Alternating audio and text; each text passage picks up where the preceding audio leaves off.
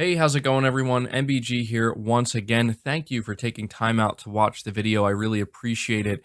Today, we are talking about a video game analyst who is predicting PlayStation's doom in 10 years. So, obviously, this is something that I wanted to take a few minutes to talk about and give my thoughts on because I think it's kind of funny, honestly. But yeah, I thought that you guys would be interested in this. So, before we dive into it, do me a big favor. If you do enjoy the video, make sure you leave it a like. It really helps the videos out more than you know. And if you are new here to the channel, make sure you hit that subscribe button as well. So I came across an article from PlayStation Lifestyle where the title reads, Analyst, who's almost always wrong, predicts PlayStation's doom in 10 years. And so that headline definitely caught my attention.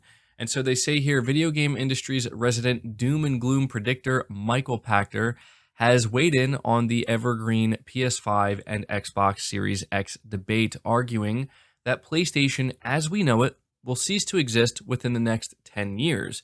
The Wedbush analyst, who's no stranger to being wrong, made his remarks in an Xbox fan podcast and claimed that Sony simply can't keep up with the competition because it's too far behind. In response to those who pointed out Sony's overwhelming lead in terms of sales, Pachter tweeted that it took Sony 40 years to discontinue Betamax and accept that it lost the war to VHS, implying that PlayStation's already losing and it'll be a while before Sony realizes it.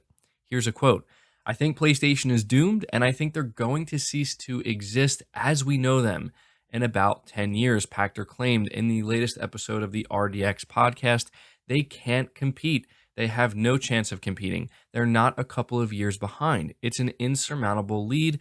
He referred to Microsoft's ever-expanding game library, its acquisition of major publishing houses, and the popularity of its Game Pass services. In 2017, Pachter predicted that console gaming will cease to exist by 2020, and ahead of the PS5's launch, he seemed convinced that the console would cost around $800. So as we can see here, Michael Pachter, when it comes to his predictions, when it comes to PlayStation, they're not really on point here. He was obviously wrong about console gaming ceasing to exist by 2020. I don't really know where that comes from. There was no indication that that was going to be a thing by 2020, but apparently that's what he believed. And when it comes to the PS5 costing $800, again, this is another thing where that just didn't seem plausible at all based off of what we knew and what we were hearing.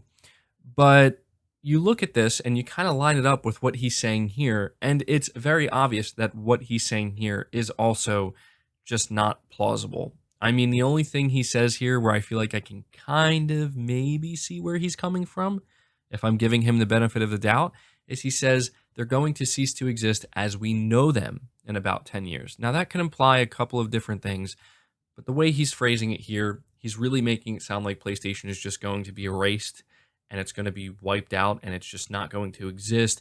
But there's no doubt in the next 10 years, PlayStation will change in some very dramatic ways. There's no doubt about that. But this idea that they're not going to be able to compete, they have no chance of competing, they're years behind, there's some kind of insurmountable lead, I really don't know where this is coming from. It legitimately sounds delusional to the point where surely he's just trolling here. Surely he's not saying these things to be taken even remotely seriously, because I really do not get it. Microsoft is definitely making some significant moves and some significant waves in some way within the gaming industry, and it is causing a bit of a disruption within the traditional console gaming market. We are seeing PlayStation more willing to do things that previously they just weren't. For the past 4 generations, PlayStation just seemed completely uninterested in pursuing these different avenues, and you could say that maybe there was no reason for them to pursue these avenues aggressively. And we're seeing that change now. And I think we're going to continue to see that going into the next 5 to 10 years for sure. But I really don't know how any of that leads to Sony's demise or PlayStation's demise. I don't see how Sony continuing to try to grow services or pursue different services or maybe change their services. I don't see how that can result in them suddenly just plummeting. I don't understand how Sony can have as many studios as they do and have the output that they do and have the success that they do with their games and their hardware. And just to say that it's pretty much over, again, it doesn't make much sense to me.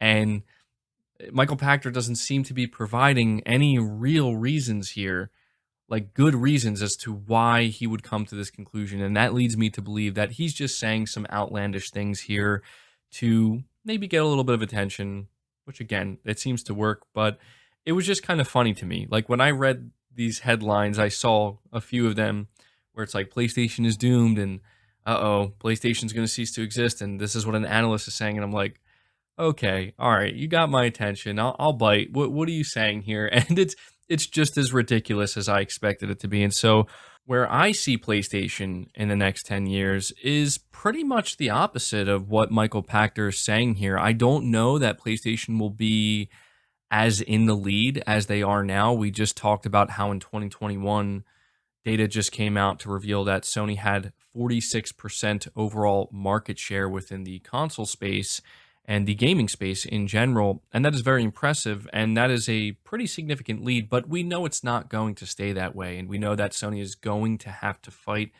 very hard to maintain that and make sure it doesn't keep dropping.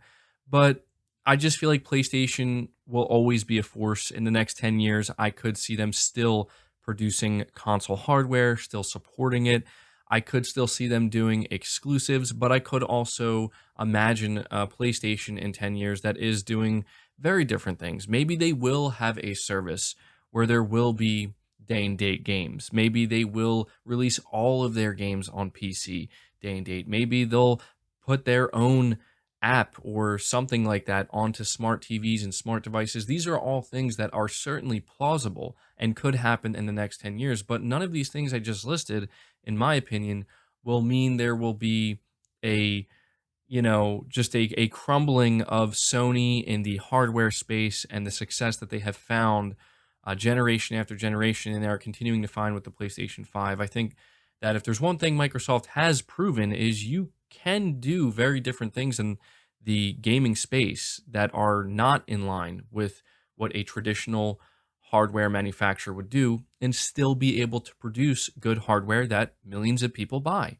I think that that is actually one thing that Microsoft has actually proven in the past couple years. And there's no doubt that I think Sony could do that exact same thing over the next decade if that's what they chose to do as well, and it would be just fine. So overall, I don't really know what to make of this other than, as I said, it just seems like it's being said for the sake of causing people to kind of, get all worked up and whatnot. I can't imagine that there's actually any substance to what's being said here. But yeah, that's going to do it for this video, guys. I just wanted to take a couple minutes to talk about this and kind of give my thoughts on it. So at this point, I'm going to ask you to leave your thoughts down in the comments below. What do you think about what analyst Michael Pachter is saying about the PS5 and the Xbox Series X, and specifically where PlayStation is going to be in the next 10 years? I'll definitely be interested to see what you had to say. Leave the video a like, subscribe if you're new, hit the bell notification icon, and feel free to share this video out on top of all that. But until next time, guys, take care.